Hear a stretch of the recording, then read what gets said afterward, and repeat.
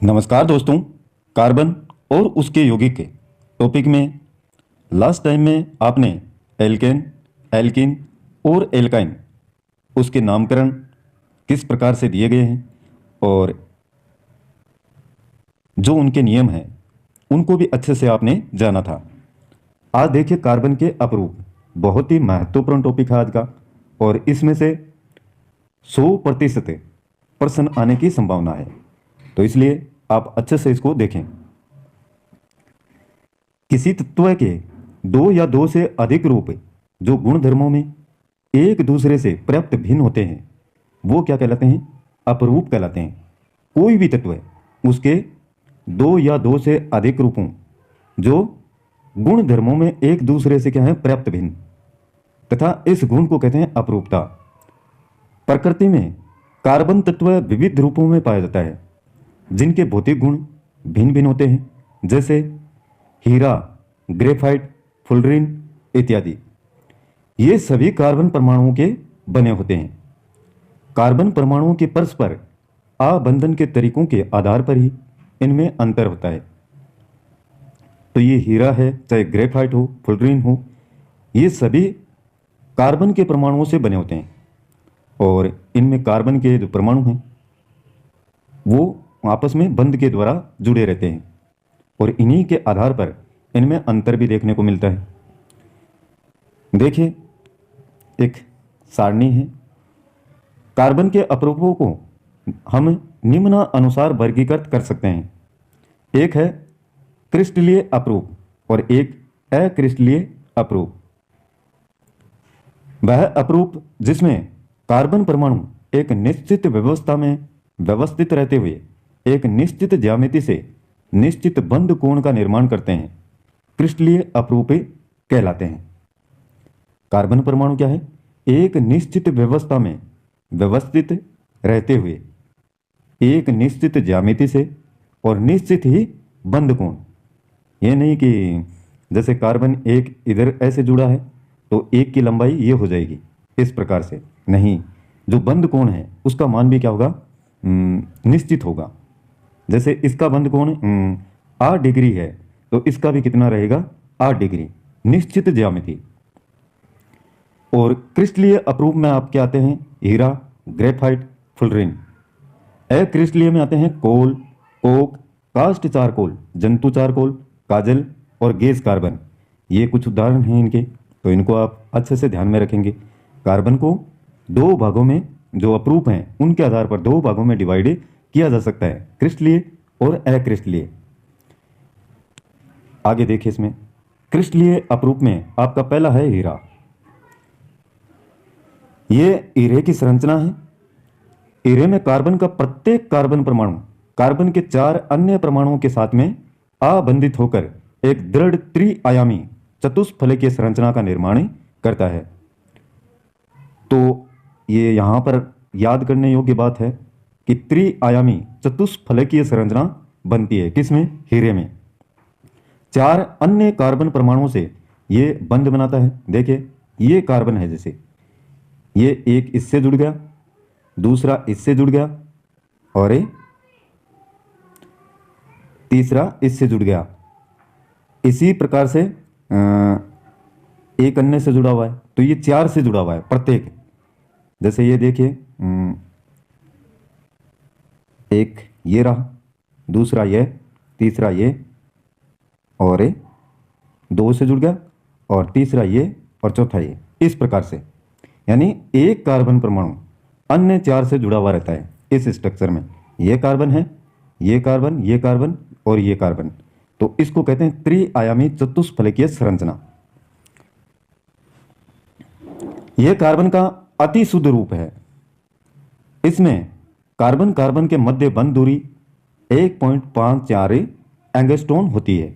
ये रही, ये जो कार्बन और ये कार्बन, इनके बीच की जो दूरी है वो है 1.54 एंगस्ट्रॉन। ये विद्युत के कुचालक होते हैं, यानी विद्युत धारा इनमें से प्रवाहित नहीं होती है, क्योंकि कार्बन की चारों संयोजकताएं 4 अन्य कार्बन परमाणुओं से जुड़ी हुई होती हैं। अब आगे देखिए, इसमें अतः इसमें मुक्त इलेक्ट्रॉन ही नहीं होते हैं।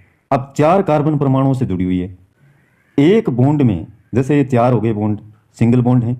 एक बॉन्ड में कितने हैं? 2 इलेक्ट्रॉन हैं। एक में 2, 4 में कितने हो गए? 8। यानी इसका अष्टक क्या हो गया? पूर्ण। तो अष्टक पूर्ण होने के बाद में ना तो ये इलेक्ट्रॉन को त्याग सकता है और ना ही ग्रहण करता है। क्यों? इसको त्यागने की तो इसलिए आवश्यकता नहीं है क्योंकि ये स्ट्रोंग है, पहले से स्थायी है, स्थायित्व को इसने प्राप्त कर लिया है, और ग्रहण करने की भी आवश्यकता नहीं है।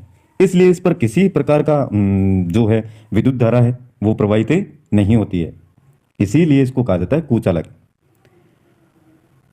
5वां पॉइंट है, हीरे की संरचना में प्रबल सहसंयोजक बंधों का त्रिविम जाल होता है, अतः यह अत्यधिक कठोर होता है। हीरा अब तक का ज्ञात सर्वाधिक कठोर पदार्थ है। हीरे का गलनांक है 3843 के, याद रखेंगे इसको। हीरे का गलनांक कितना है? 3843। सर्वाधिक कठोर पदार्थ कौन सा है अब तक जो ज्ञात है? वो भी आपका हीरा ही है। कोयले की परतों पर चट्टानों का दाब पड़ने से हीरा पारदर्शक हो जाता है। पारदर्शक यानी जिसके आर पार अच्छे से देख सकें। शुद्ध कार्बन को अत्यधिक उच्च दाब एवं ताप पर उपचारित करके हीरे को संश्लेषित किया जा सकता है। हीरे का उपयोग देखिए, एक तो कांच को काटने में कटर के रूप में इसका उपयोग लेते हैं। चट्टानों और पत्थर काटने की मशीन में इसका उपयोग होता है। फोनोग्राम की जो सुई बनाते हैं वो भी इसी की मदद से बनाई जाती है। तो ये हीरे के उपयोग हैं। एक और भी है, कई रत्नों आभूषणों के निर्माण में हीरे का उपयोग किया जाता है। और दूसरा है क्रिस्टलीय जो अप्रूप है उनमें ग्रेफाइट। आपका ग्रेफाइट ग्रेफो शब्द से बना है और इसका अर्थ है लिखना। हमारी लिखने वाली जो पेंसिल है वो भी किसकी बनी होती है? ग्रेफाइट की।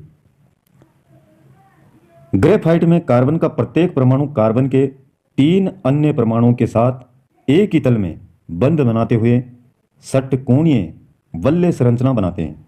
उसमें समचतुष्फलकीय और 4 परमाणुओं से संयोग करता है। अन्य किसमें? हीरे में। और यहां पर 3 अन्य परमाणुओं के साथ में यहां पर जो संरचना बनती है वो बनती है षटकोणीय वलय संरचना। तो ये अंतर ध्यान में रखें। और ये तुलनात्मक अध्ययन है भी देखे दे रखा है हीरे का और ग्रेफाइट का। एक तरफ संरचना, भौतिक अवस्था, कठोरता, विशिष्ट घनत्व, विद्युत चालकता। अच्छे से इस सारणी को ध्यान में रखें। संरचना हीरे की चतुष्फलकीय और ग्रेफाइट की होती है षटकोणीय तथा परतों में व्यवस्थित है। भौतिक अवस्था हीरे की रंगीन होती है और पारदर्शी, जिसके आर पार देख सकें। ग्रेफाइट की चमकदार होती है जो भौतिक अवस्था, लेकिन अपारदर्शी, जिसके अंदर आप नहीं देख सकते हैं, काले रंग का। और ये रंगहीन।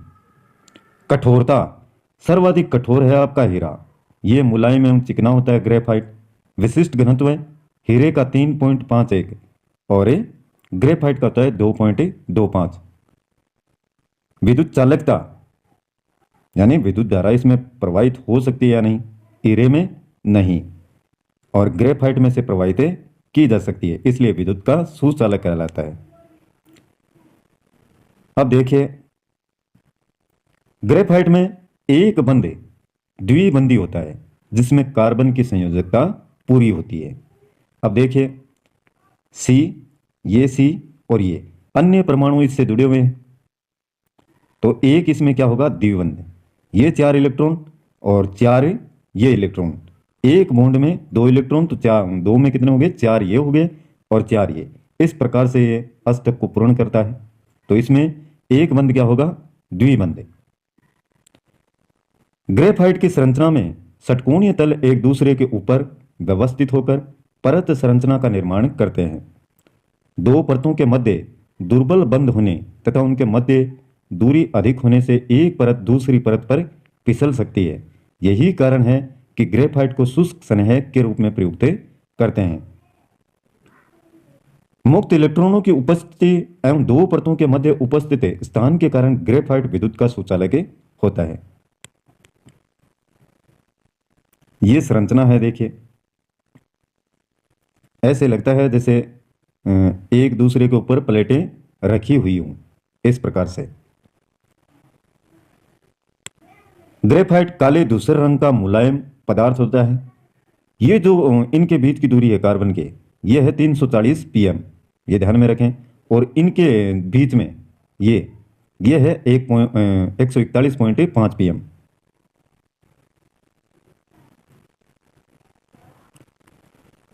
ग्रेफाइट चिकना तथा फिसलनशील पदार्थ होता है, यह चमकीला पदार्थ भी होता है। ग्रेफाइट के उपयोग देखिए, एक तो पेंसिल में है, एक शुष्क स्नेहक के रूप में, इलेक्ट्रोड बनाने के काम में भी आता है। लोहे की वस्तुओं पर पॉलिश करने में यह काम में लिया जाता है। नाभिक की जो परमाणु भट्टी होती है उसमें मंदक के रूप में काम में लिया जाता है, जिससे जो अभिक्रिया होने वाली है वो क्या हो, धीमी गति से हो। इसलिए यह मंदक का मतलब यही होता है कि उसमें धीमापन लाता है। तीसरा है आपका फुलरीन। फुलरीन की संरचना एक फुटबॉल की तरह होती है। अमेरिका के प्रसिद्ध वास्तुकार बकमिंस्टर फुलर के नाम पर इसका नाम है फुलरीन रखा गया। फुलरीन के अणु में 60-70 या अधिक कार्बन परमाणु भी पाए जाते हैं। C60 ये ध्यान रखें, C60 सर्वाधिक स्थायी फुलरीन है। सर्वाधिक स्थायी फुलरीन कौन सा है, पूछा गया है एग्जाम में, ध्यान रखें। C60 कार्बन 60, और इसको कहते हैं बकमिंस्टर फुलरीन। C60 की संरचना में 32 फलक होते हैं, जिसमें 20 फलक षटकोणीय तथा 12 फलक पंचकोणीय होते हैं। इसकी संरचना फुटबॉल के समान होती है, अतः इसे बक्की बॉल भी कहा जाता है। किसको, C60 को, कार्बन 60 को। सर्वाधिक स्थायी फुलरीन है, बकमिंस्टर फुलरीन भी इसको कहा जाता है, और बक्की बॉल भी इसी को कहते हैं।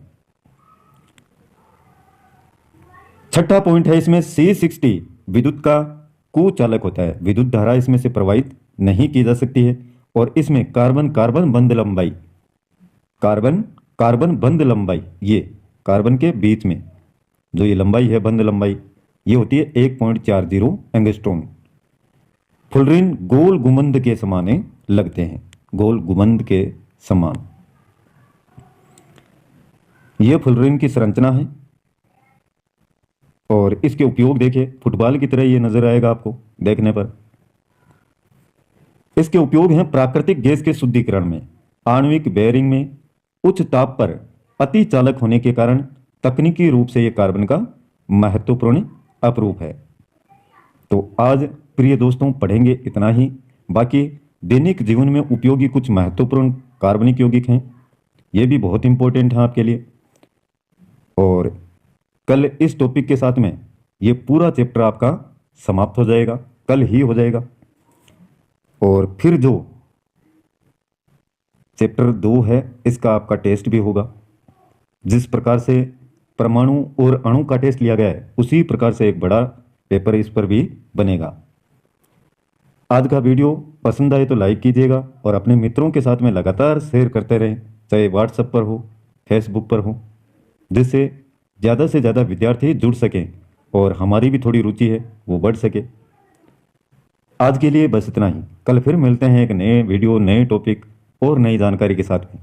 तब तक के लिए जय हिंद, जय भारत।